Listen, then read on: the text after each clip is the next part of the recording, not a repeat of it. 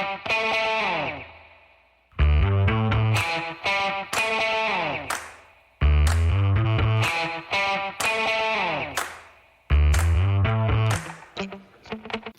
folks. Welcome to another episode of Film Study. This is Ken McCusick.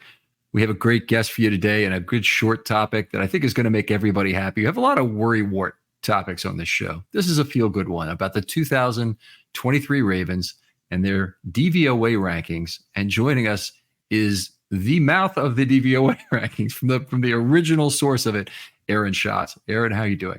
Hey, I'm good, man. I'm ready for the playoffs. Lots of good games this weekend. Yeah, me too. And it's kind of nice as a Ravens fan to have an off week here where you're just waiting for some other teams to be eliminated and whatnot. But and then you get to see who you play. So by Friday, I guess Sunday at about 4 p.m. we'll know who the Ravens play. Right, because all the AFC games come first and then the NFC games. Do you think that means that the Ravens will be playing at home on Saturday? Would you make that the more likely outcome of this? Okay. Yeah, probably. Yeah, I would too. I don't think they'll go Monday to Saturday, but they could play both ones on Sunday, I suppose, would be the other alternative. All right. Well, it's been a great year for DVOA, but I think that where we need to start with this, Aaron, is for you to explain to folks what DVOA is and how you calculate it. Yeah, I would have called it something pronounceable if I had realized this was going to become my career. Okay, DVOA takes a success on every play in the NFL based on the down and distance, and then compares that to a league average baseline that's adjusted for situation and opponent. Anything higher than 0 means good offense, and anything lower than 0 means good defense. It's always made so that the average for every year is 0, and that way you can compare different years to each other, even though the amount of offense in the league changes. You can get an idea of how strong teams were compared to the average team of their time. Okay, so very important. And like that, people familiar with OPS ratings that are in the 100 to 125 or lower range is similar kind of concept in terms of. Yeah, except instead of 100 being my average, I use 0 as my average. Okay. All right. Outstanding. Now, you have DVOA metrics that are for a couple of things. You have team, DVOA, and then you split that into offense, defense, special teams, right? Yep. And then we have for individual players where quarterbacks are only compared to other quarterbacks and running backs are only compared to other running backs and so on. All right. Outstanding stuff. So we start, and you did a show with us previously on Justin Tucker that was terrific. A lot of people commented on it and how much fun that was. So the 2023 Ravens, a very special DVOA story in terms of being historic during the DVOA era back to 1981 now, correct? Yes, huge, one of the best teams that I've ever measured. And the reason why is because they played a hard schedule and clobbered the teams on it, right? They played the 5th hardest schedule in the league this year. So their numbers get adjusted upwards for all the good teams that they beat. So when you look at the Ravens, they end up as the 5th highest team by DVOA since 1981. This is an all-time great team. If this team goes on to win the Super Bowl, they are in the all-time great team discussion. Now that is really fun to hear as a Ravens fan, and very balanced, this team, as opposed to say the 2000 team. Yes. Oh, yes. Much more not to bring up a bad memory, but much more like the 2019 team. Very balanced. They're 4th in offense, and they were 2nd before Week 18. And they're 1st in defense, and they are 3rd in special teams. Okay. So they're very, very balanced across every area of football. The lowest, they're 7th in run defense, and then 5th in pass offense, but 1st in run offense and 1st in pass defense. So the 7th in run defense is one I think would surprise some Ravens fans in terms of them being a high ranking. They've allowed 4.5 yards per carry. It's something that has, people look at as kind of a weakness for the Ravens. Can you tell maybe folks what situational DVOA is looking at that makes them rank maybe a little better? Is it quality of opponent? Yeah, I have a feeling, I would have to look closer, but I have a feeling they've allowed more runs on things like 3rd and longs. Mm-hmm. Okay. And that those runs are just not that important. Like if you allow 7 or 8 yards on a 3rd and 10, that's not a big deal. And would that also be true of, say, fourth quarter runs where they're not attempting to defend it if they have a big lead? You downweight. I downweight fourth quarter blowouts. In fact, there's a new version of DVOA that I just introduced this year that downweights fourth quarter blowouts more than usual. It's one of the reasons the Ravens rank so high, because they had a lot of these big games this year, not against Miami, but other big games where they really shut it down in the fourth quarter because they were already winning by a lot. Mm-hmm. Okay. Now, one of the things I see a lot on other metrics, I'm sorry, I'm going a little off script here, but I know you're going to be fine with a question like this, that is people often bound the win probability situation in terms of when they include things in any sort of metric, like only between 10 and 90% win probability, et cetera. Does DVOA work with those sorts of bounds? Do it by win probability, but I do it by the fourth quarter and what your lead is in the fourth quarter. So I do downweight. I don't remove anything, but I downweight if you have a lead of like 2 touchdowns or more in the fourth quarter. And am I correct in assuming that a kneel or a spike would not be included in any defensive metrics Correct. if it occurs? And how about a special teams play resulting in a run or pass? Would that roll into it? As of this year, I am no longer including fakes. Fakes are going to eventually be their own thing. Okay. All right, very cool. So the Ravens got as high as the 3 spot this year. Before they sat their starters in Week 18, they were the 3rd best team ever, and then they dropped 2 spots when they sat their starters in Week 18. All right, and I guess it's fair because they were making a 17-week comparison to other teams who also had some dropped. Right, like the 1991 Washington sat starters in their last game, for example. So yeah. All right. Now, in addition to the team being as good as they have, they've also got some individual accomplishments. And Lamar Jackson, of course, looking like he's going to win the MVP. At least it looks that way to us, of course. Talk about this recent Miami game in terms of historic DVOA games. So Miami, it was one of the top 10 passing DVOA games ever. Right now, I have 2 stats, right? DVOA is per play, and DYAR is total value. Mm-hmm. It was not one of the biggest total value games, but in value per play, it was one of the best passing games that I've ever looked at. And I think Jackson has like 2 of the top dozen. When he's good, he's very, very, very good. Now, he's not the top guy of the year in my stats, like pretty much every stat, right? Like Jackson does not lead the league in stats. Mm-hmm. But that game was phenomenal. And part of a thing I didn't say about the team, they have 4 games this year with DVOA of 100% or more. Mm-hmm. And which basically means 4 games where they were twice as efficient as an average team. There had never been a team before with more than 2 of those games in a year. Wow. And the Ravens have 4 of them. Now, I'm going to assume that those 4 games are all among the 5 blowout wins over very good teams, and that involved a substantial adjustment for quality of opponent. Yep. That went into that. Okay. Yeah. So, I mean, it's not just winning over San Francisco, but winning over San Francisco, right? Yeah. That matters. Yeah. Okay. That's a good way to put it. I think people understand that. There was something else interesting in the running back DVOA numbers. I'm just going to call it DVOA. I hope that won't bother you, but the running back DVOA numbers that I thought was surprising to me, because the Ravens have gone to more 11 personnel runs this year, and it means that their rushing statistics do not look as attractive. But in terms of, you look at the top 15, 20 running backs in the league by your metrics, that includes, I think, 3 Ravens running backs. Yeah. Edwards was fantastic this year. Hill was really good. Mitchell, in very limited sample size. Mitchell had the highest DVOA ever for a running back with at least 40 carries, mm-hmm. which is it's not like a group of guys who went on to have great careers necessarily. So, I mean, there is a little bit of a like, hey, that was fun in a small sample size, but now we need to see what he can do in a larger sample size.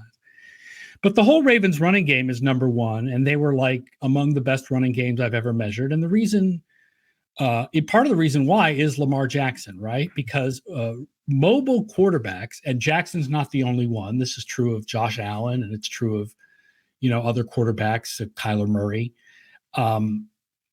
because they might keep the ball, they hold defenses, and that opens up room for their running backs. And it's very true with Lamar Jackson and the Ravens running game.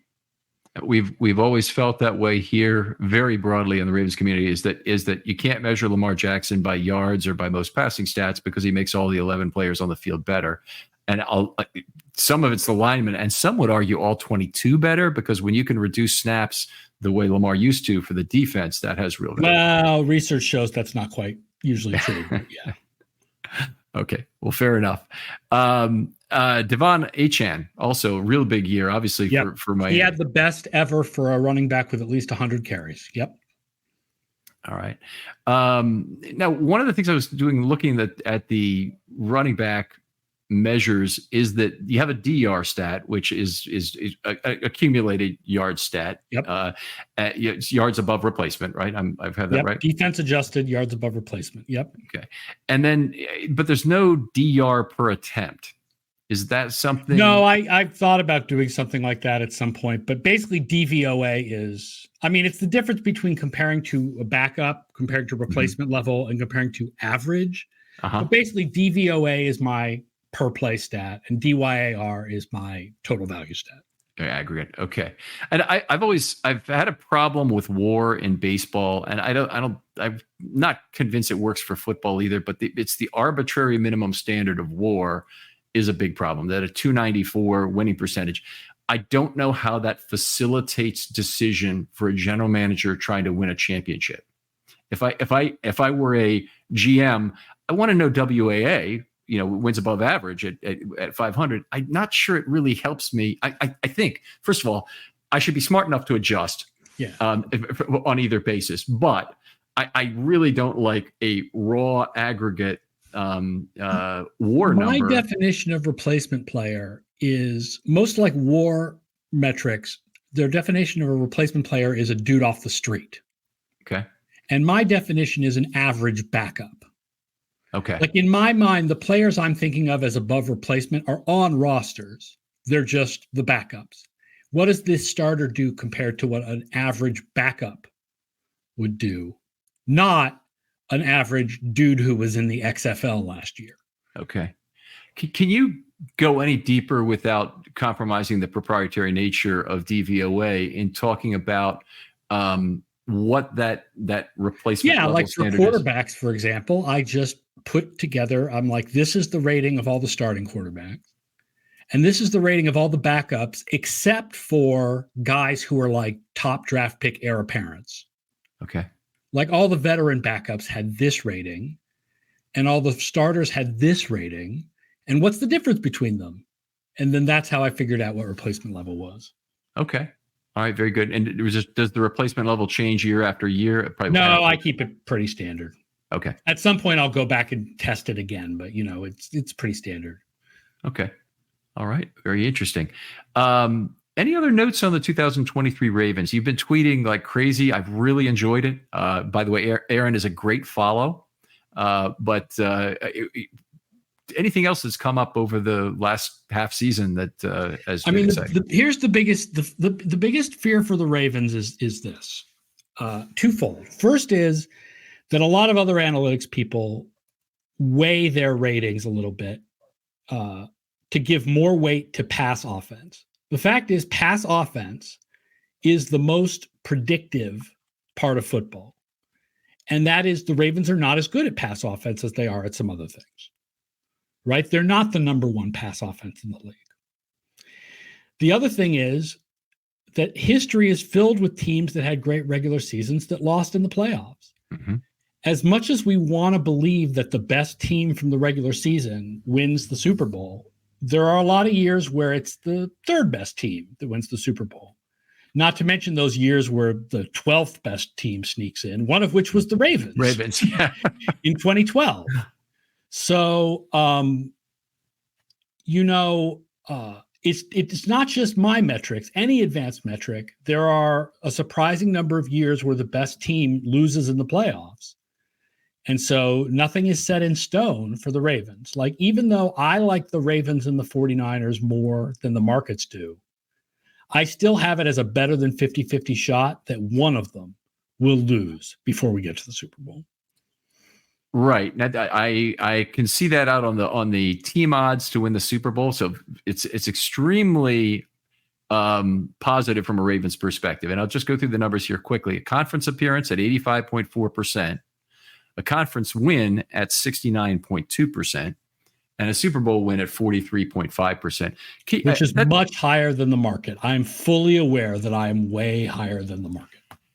So if I were to compare 85.4% to a typical money line, wouldn't that be like a 10, 11, 12 point spread for that first playoff game? Yeah, probably. All right. And then it would have to be similar to that to win 2 straight. Maybe it's a little bit less in the conference game. But if I take 69.2% over 85.4, that's what I need to do, right? And if I do that, I get an 81% chance to win the conference championship. Yeah, they're just really, really good. Yeah. I mean, I realize people, this sounds crazy, but look at what they've done to the good teams on their schedule. Yeah. Right? If you think of the good teams on their schedule, they didn't just beat them. They destroyed San Francisco, Miami, Detroit, and Cleveland in the first game. Mm-hmm. So there's a possibility something happens like Cleveland in the second game. But for the most part, they have just destroyed even the best teams on their schedule. So I feel like there's just a fair, and also the fact is the team they're going to play in the second round, there's a good chance that they're going to end up playing a 6th or 7th or 5th. They're not necessarily going to play a top seed, they're not going to play Buffalo in that second round game, divisional round game, and they're not going to play Kansas City in the divisional round game. They might play Miami, right? But Miami's got lots of injuries right now, so it really looks like pretty solid to get onto the conference championship.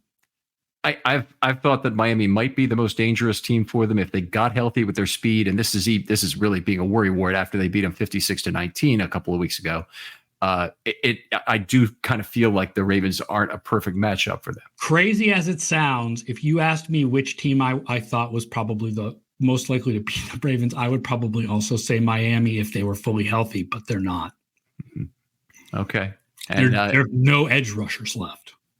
Yep. We're happy about that with the tackle situation here in Baltimore, believe me. So great stuff. Aaron, tell folks where they can find your work. And I really encourage them to subscribe to FTN now where you are. Yep. How do they do that? FTNfantasy.com and FTNfantasy.com/DVOA is all my DVOA stuff.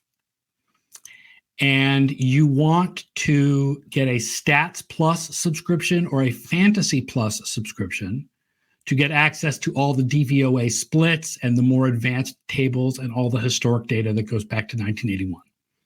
And that's $5 a month, is it? Something like that. Okay. It's good priced. And I look at the playoff odds. I look at every week during the season, other metrics on here. I'm on there very regularly looking at how the Ravens rank and try to figure out what it means, but it's interesting stuff. And I know who's behind it. Aaron, you're a self-taught statistician, correctly? Basically, yeah. Yeah, that's good. You have a lot of respect for that. A Schatz NFL, ASCHATZ NFL on Twitter. Great follow. Highly recommend it. Thanks for joining us today. Yeah. And we'll talk to you next time on Film Study.